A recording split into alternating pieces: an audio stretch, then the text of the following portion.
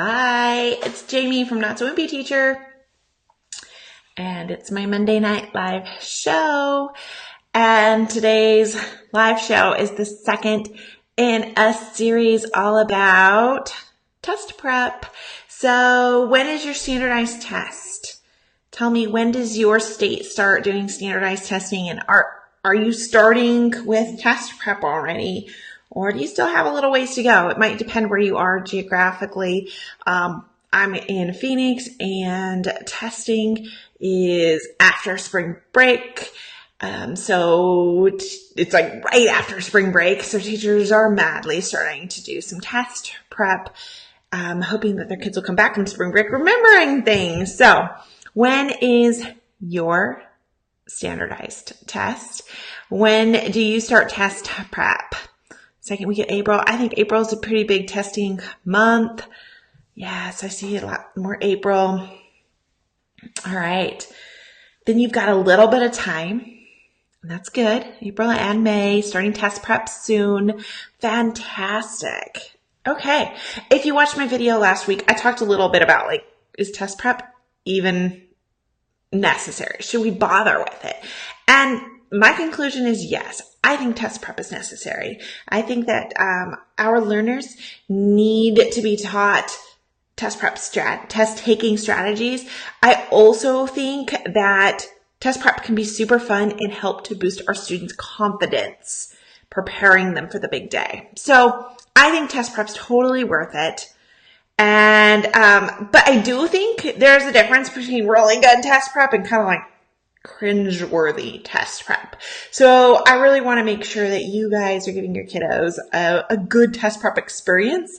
You're not killing yourselves, and you're not stressing your kiddos out. So I wanted to just pop in here for a little bit tonight and give you some ideas of some test prep do's and some test prep don'ts. Okay?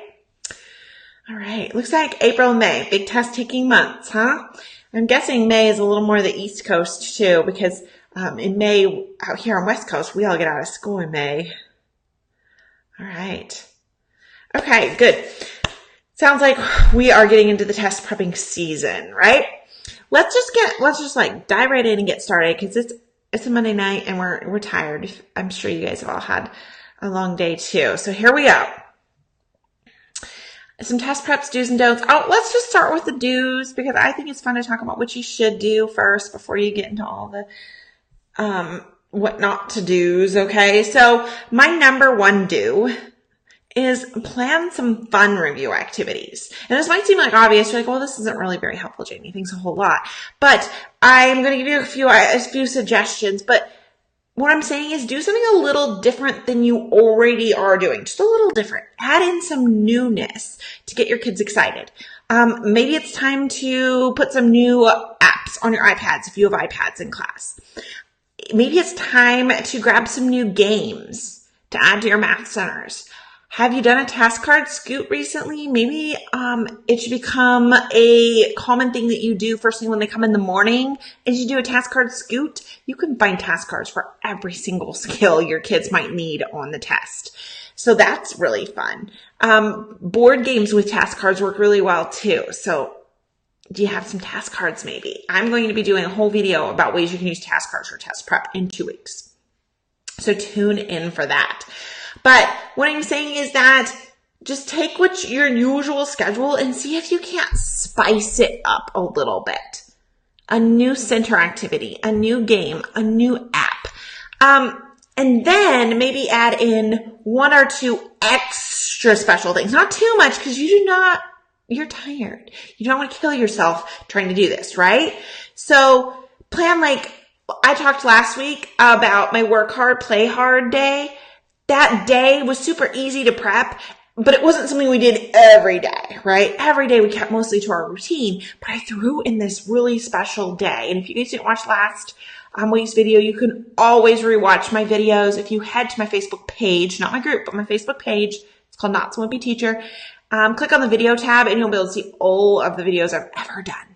But basically, work hard, play hard. I put out a bunch of different baskets that each had an academic activity in it. They were old worksheets and old magazines that we never got to. And Also inside the basket was an activity that they might love to play, like a game, Play-Doh, directed drawings. And so they did the activity, they got it checked, and when it was accurate, they got to set a timer and do the play hard activity. Oh my God, my kids were in their glory. They were having so much fun, and I knew we were getting so much academics reviewed, but it was just out of the ordinary. They were like, what? Mrs. Sears let us have Play-Doh? That is so cool, because Mrs. Sears does not like Play-Doh. So just think of maybe 1 or 2 days that are going to be a little bigger. Maybe you're planning a classroom transformation.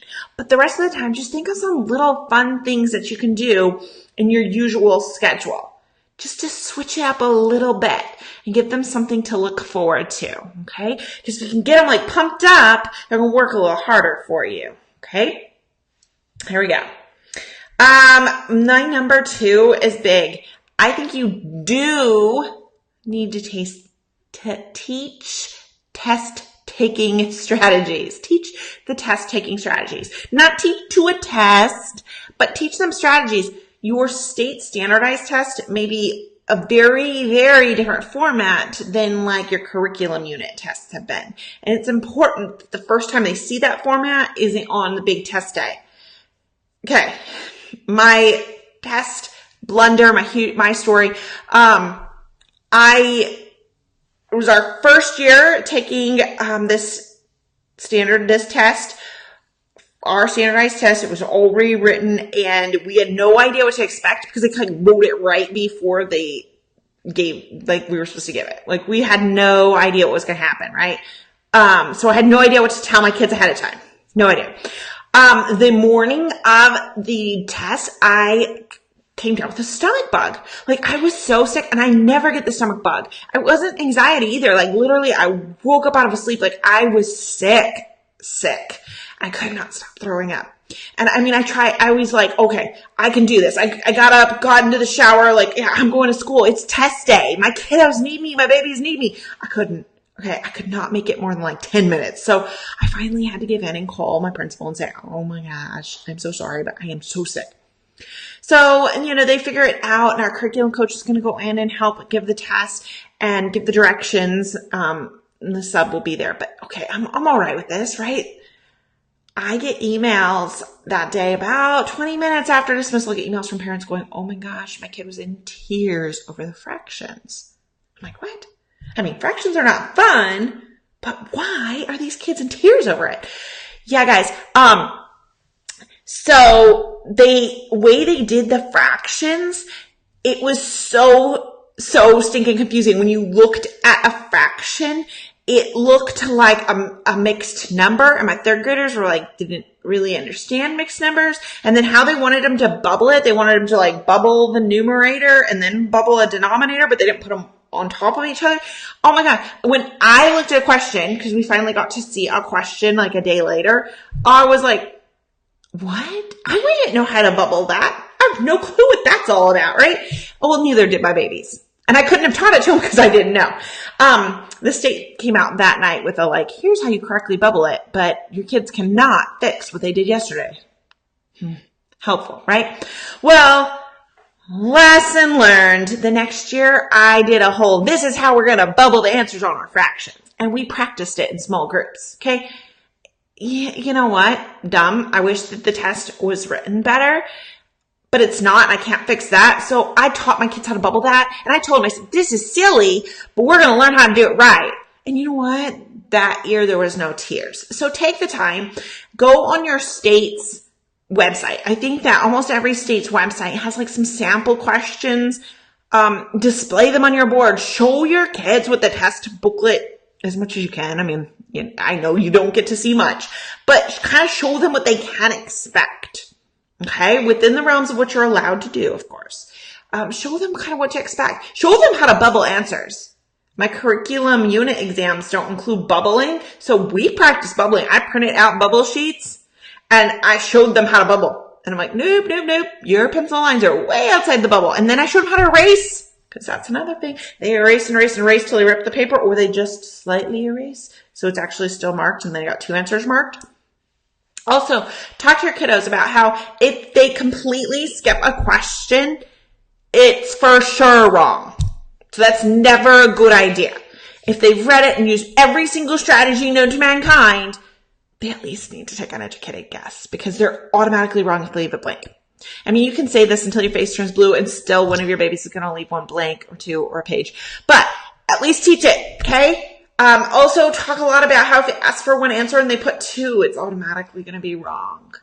And depending on what grade you teach, these things are not necessarily obvious to our kiddos. And so we can't forget that. I also like to teach these things. This gets overlooked, but I like to teach my kids test taking strategies about getting extra rest and eating properly. I talk to them about going to bed early before the test, getting up in the morning and having a breakfast that's not like all sugar, like a high protein breakfast. We talk about like what's a good breakfast, what's a not so great breakfast, right? So that when my kiddos come in that morning, they're all like sugared up, and then like an hour later on, they're like, okay? So we talk about that. Another strategy to talk about that gets overlooked is perseverance. Okay, this is common, especially with kiddos who have not had a lot of testing and don't know what to expect. The questions get hard and they're like, oh, I give up. This is hard stuff. I'm going to pick A for the rest of them and take me a nap. Okay? Talk about perseverance. Talk to them about how much you believe in them and how, yes, you know it's going to be a challenge, but you also know they can do challenging things. I love to read the book, Thank You, Mr. Falker, when we're doing test prep. It's a perfect book to talk about doing something that's super hard. And, well, it's a tearjerker, so good luck reading that without crying. But spend some time. This does not mean like take a day to teach test taking strategies. Like try to come up with a 5 or 10 minute window in your day and do that for like a week or two so that you can teach in some different strategies. And I'm going to talk next week about my test prep theme. And I'm going to tell you a little more about how I taught those strategies one a day. Okay? But they're really important. So don't forget about them. Okay? This one, maybe it seems obvious, but maybe we just need a reminder. Do tell your students that you believe in them. Okay? Because a lot of them are like anxious. Okay? They're anxious. My own children came home anxious. They said, my teacher's job depends on how I do. Oh, that's way too much pressure on our babies. So you tell them that they are so smart and they've worked so hard this year and you believe they are going to do phenomenal because they are going to use all the strategies they've learned this year. You know it. Okay? Tell them you believe in them. You don't know if anyone else has done that recently. Okay? So be the one that does. All right. This is a fun one. If you know me for long, you're going to know how much I love celebrations in the classroom. Do plan now a celebration for right after testing. Don't forget that testing isn't like a bubble just happening in your classroom in April and then it's over. Remember, these kiddos are going to do standardized testing every single school year. So how you present it even afterwards, how you celebrate them helps to prepare them for next year, what to expect and how excited they're going to get for their next year teacher. And plus, like guys, you should be proud of them. They are working really hard. So plan some kind of celebration. And I am going to talk about my theme next week. And I'm going to tell you all about the test prep, the testing celebration. I would plan for my kiddos how incredibly easy it was because everything needs to be easy right now, guys. You're tired. Everything needs to be easy. But think right now, like what's something simple? What could we do for 30 minutes? Afterwards to really show, one year my school did this. I was so proud of my school. They had a dance party. They actually hired a DJ in the gym and classes were assigned a time they could come down and just dance. How fun is that? Okay. It doesn't have to be complicated. You can have a dance party right in your classroom because you can use YouTube, right? So think about something fun way and tell your kiddos about it. Say, after testing's over, we are going to celebrate how smart you are. Get them excited for that too, because testing's stressful. Okay. I got some don'ts for you, and I hate to be the Debbie Downer telling you the negative stuff, but I know you love your babies a lot. I know you want to do what's right. Okay. Don't expect test prep to replace great instruction all year. if you have not been differentiating all year, if you have not been grading, conferencing, adjusting your lesson plans to meet the needs of your kiddos, there is no amount of test prep that can just fix that. I'm so sorry.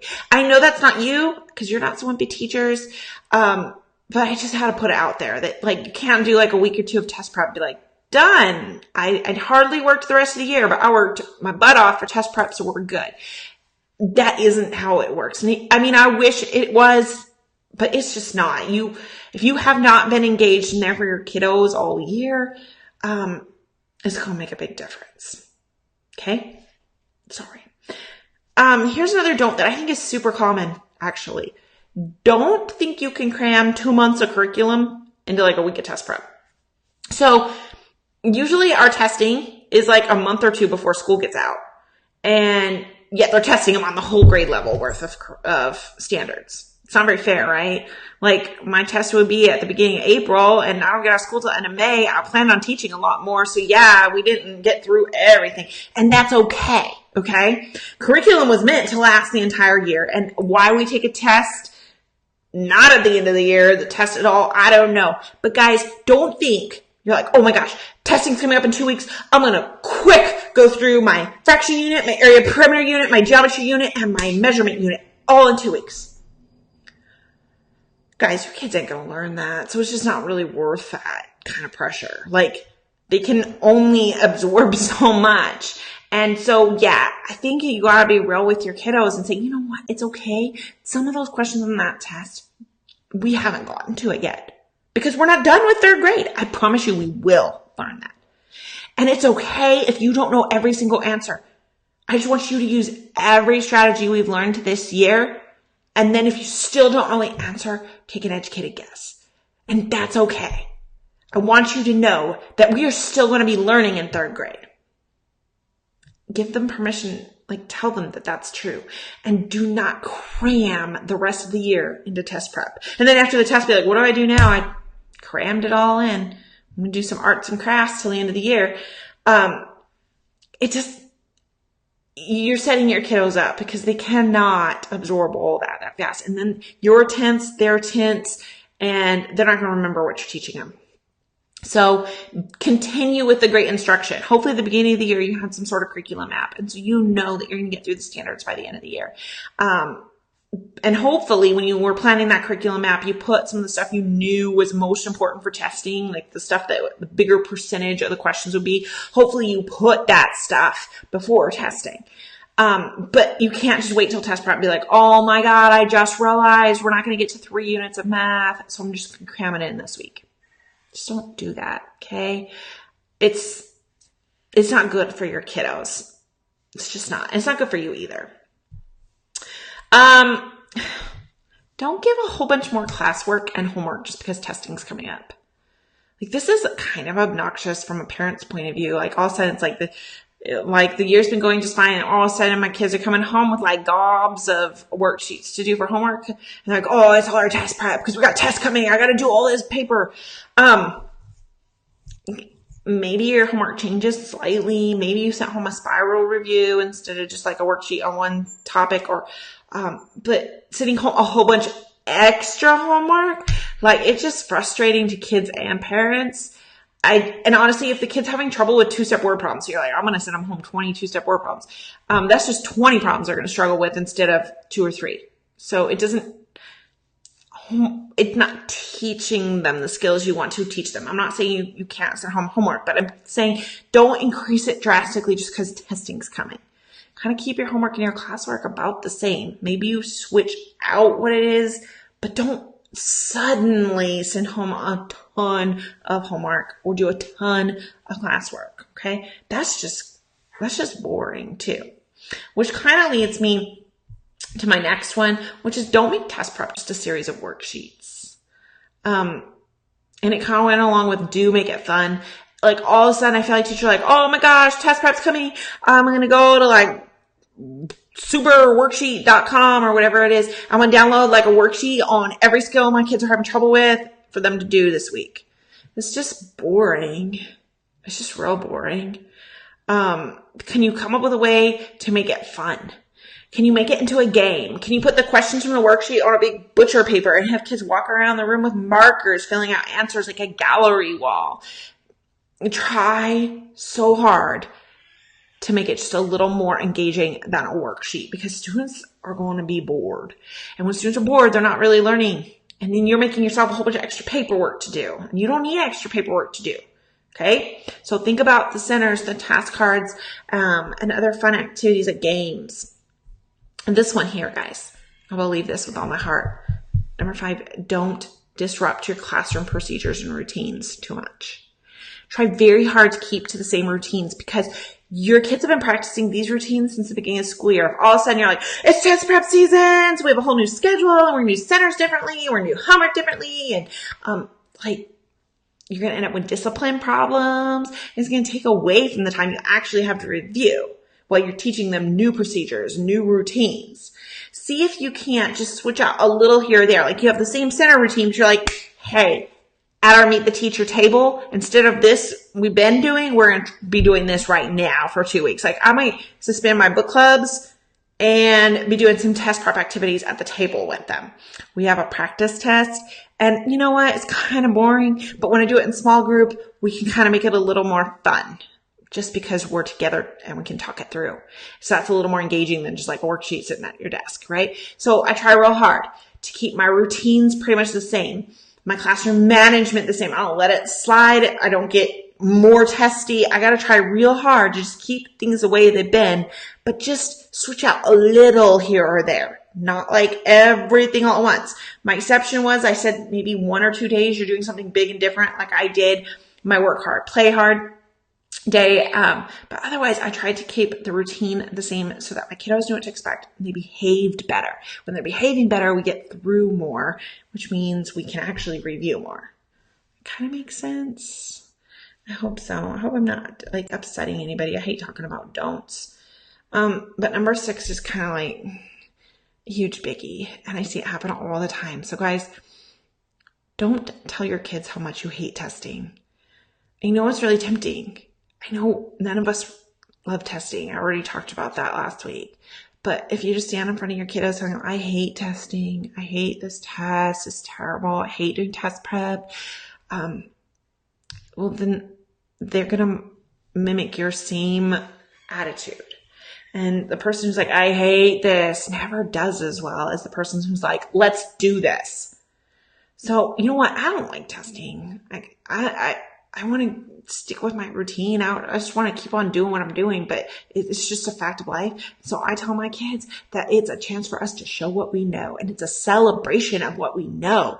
And when I come into the classroom stoked about it, even if I'm making it up, even if I don't like testing and I'm putting on a whole acting routine, so be it. Fake it until you make it, right?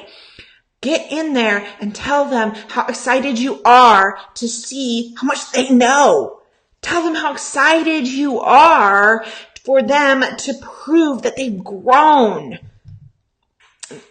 It makes a big difference. If you're telling them how much you hate testing, they go home and tell their parents, and their parents are like, yeah, testing sucks. And all they're hearing is testing stinks.